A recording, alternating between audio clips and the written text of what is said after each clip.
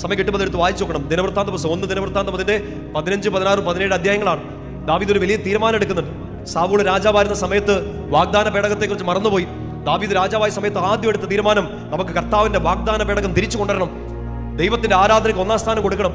രാജാവായപ്പോ ദാവീദ് എടുത്ത ആദ്യത്തെ തീരുമാനമാണ് വാഗ്ദാന പേടകം തിരിച്ചു കൊണ്ടുവരണം. സാവൂളിന്റെ കാലത്ത് നമ്മളത് മറന്നുപോയി. 1-ാം സ്ഥാനം കർത്താവിന് കൊടുക്കണം, ആരാധനയ്ക്ക് കൊടുക്കണം. അങ്ങനെ ദാവീദ് വലിയ അകമ്പടിയോടുകൂടി, പ്രാർത്ഥനകളോടുകൂടി, വാദ്യഘോഷങ്ങളോടുകൂടി ദൈവത്തിന്റെ പേടകത്തെ ജെറുസലേമിലേക്ക് കൊണ്ടുവരികയാണ്.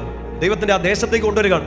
കൊണ്ടുവന്ന് പ്രതിഷ്ഠിച്ച് കഴിഞ്ഞിട്ട് ദാവീദ് പുരോഹിതന്മാരെ നിയോഗിക്കും, പാട്ടുകാരെ നിയോഗിക്കും, കാഹളമൂത്തുകാരെ, സെക്യൂരിറ്റിയെ എല്ലാം നിയോഗിക്കും. ദൈവത്തിന്റെ പേടകത്തിന് കാവൽ നിൽക്കാൻ, ആരാധന നടത്താൻ. 16-ാമത്തെ അധ്യായത്തിൽ വ്യക്തമായിട്ട് പറയുന്നുണ്ട്, നിരന്തരം ബലിയർപ്പിക്കാൻ, രാവിലെയും വൈകിട്ടും ദഹന ബലിയർപ്പിക്കാൻ അവൻ പുരോഹിതന്മാരെ നിയോഗിച്ചു. അവിടുത്തെ വിളക്ക് കെട്ടുപോകാതിരിക്കാൻ വേണ്ടി പ്രത്യേകം ശുശ്രൂഷകരെ നിയോഗിച്ചു. എന്ന് വെച്ചാൽ ദാവീദിന് ഒറ്റ തീരുമാനമായിരുന്നു, എന്നെ ഇതുവരെ നയിച്ച കർത്താവിന്റെ മുമ്പിൽ നിരന്തരം ആരാധന നടക്കണം.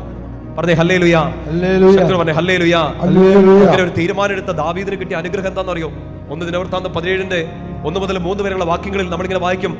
നാഥാൻ പ്രവാചകൻ വന്ന് ദാവീദിന്റെ അടുത്ത് വന്നിട്ട് ഒറ്റ സ്റ്റേറ്റ്മെന്റ് ഇങ്ങനെ പറയും, ദാവീദേ, നിനക്കിഷ്ടമുള്ളത് ചെയ്തുകൊള്ളുക,